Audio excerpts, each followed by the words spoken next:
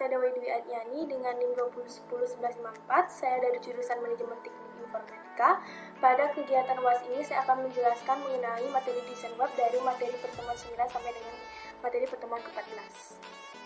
Oke, yang pertama yang akan saya bahas yaitu materi pertemuan 9 mengenai Bootstrap dan jQuery. Yang akan saya bahas yaitu mengenai pengenalan dan dasar-dasar Bootstrap, pengenalan dan dasar-dasar jQuery. Kita masuk ke dalam materi Bootstrap. Apa yang dimaksud dengan Bootstrap? Bootstrap adalah sebuah front-end framework gratis dan open source yang digunakan untuk membantu mempercepat pengerjaan sebuah website. Bootstrap mempermudah developer untuk mengerjakan responsive design pada website, serta Bootstrap terdiri dari CSS dan JavaScript yang di dalamnya termasuk tipografi, form, bottom, tabel, modal, dan yang lainnya. Cara penggunaan Bootstrap yaitu, yang pertama pastikan doc type dan meta charset termasuk dalam file HTML. Pastikan jika sudah terdapat meta viewport agar HTML menjadi mobile ready dan friendly. Yang ketiga, tempatkan CSS dan JS Bootstrap pada tag head. Mengenai kontainer pada Bootstrap. Kontainer pada Bootstrap merupakan sebuah istilah yang digunakan untuk memberikan sebuah wadah bagi konten pada HTML. Atau kontainer ini juga disebut sebagai tempat untuk kita membuat sebuah codingan yang pada nantinya menjadi sebuah website atau konten website menggunakan CSS dan Bootstrap pada tag HTML atau pada sintak HTML. Mengenai struktur dasar pada Bootstrap.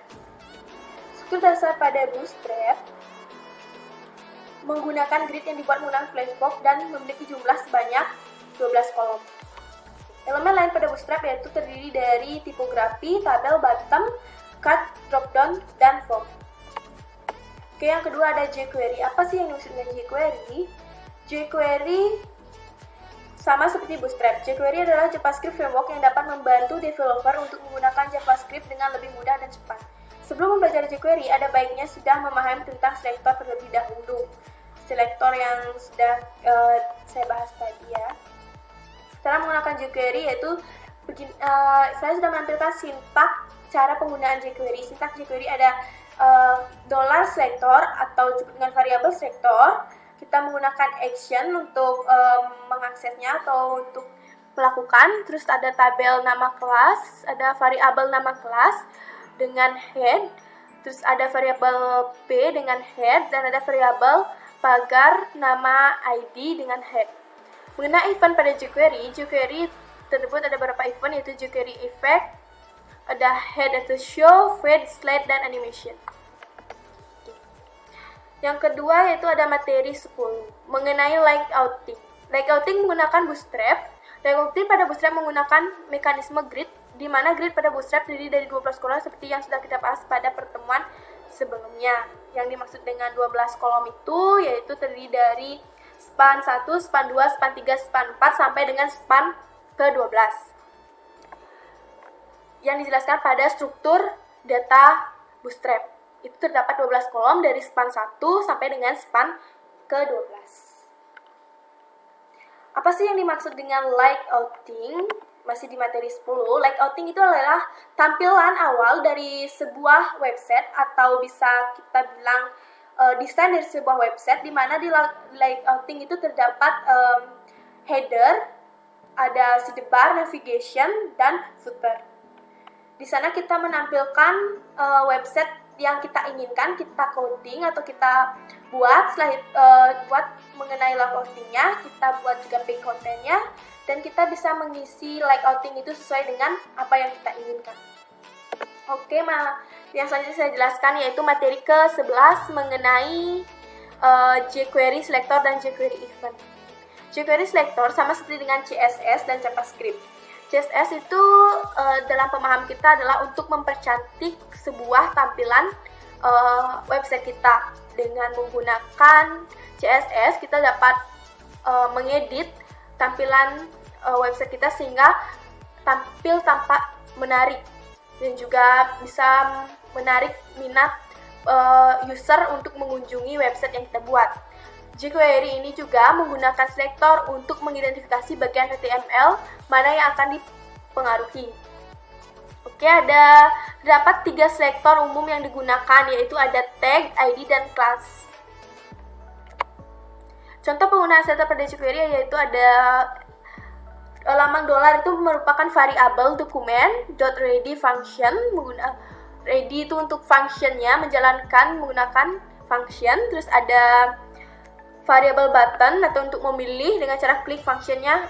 Klik kita pada button itu kita akan memilih, misalkan ada pilihan jurusan Stiki Indonesia di kampus Stiki, misalkan ada manajemen teknik informatika, TIKB, dan ada juga jurusan yang lainnya. Kita bisa klik satu dengan menggunakan button ini. Setelah itu selanjutnya kita menggunakan variabel P dan menggunakan head ya. Setelah itu ada variabel pagar tes untuk mengetes apakah function yang kita input itu sudah berjalan.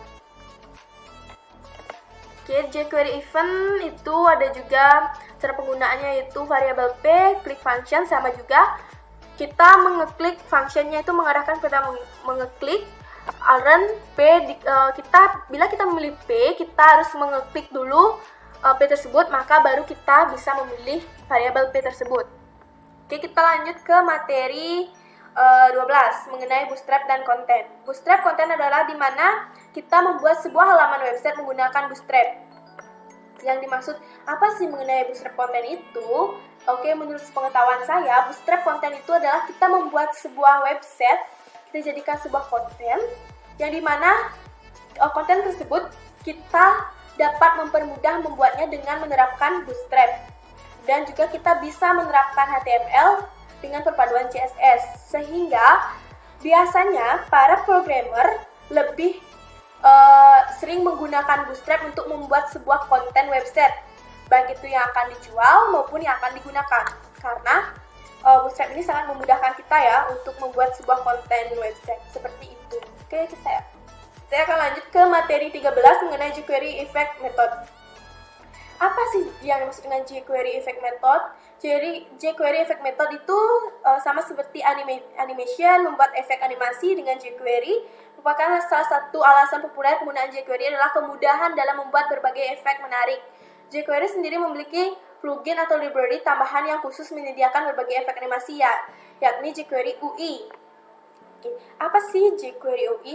Biasanya jQuery ini sudah dipelajari atau sudah diketahui oleh orang yang standar pemrograman kelas atas. Biasanya programmer yang memiliki bisnis membuat sebuah website itu menggunakan jQuery ini untuk membuat sebuah animasi atau efek dari apa yang ditampilkan sehingga lebih menarik dan lebih mudah dan tidak menggunakan CSS baik untuk mengedit ataupun mempercantik tampilan. Seperti itu untuk mengenai jQuery Effect dan Method.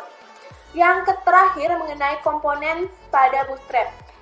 Yang saya ketahui banyak sekali ya komponen pada Bootstrap. Salah satunya yaitu ada komponen dropdown, ada komponen header, ada komponen sidebar dan sebagainya.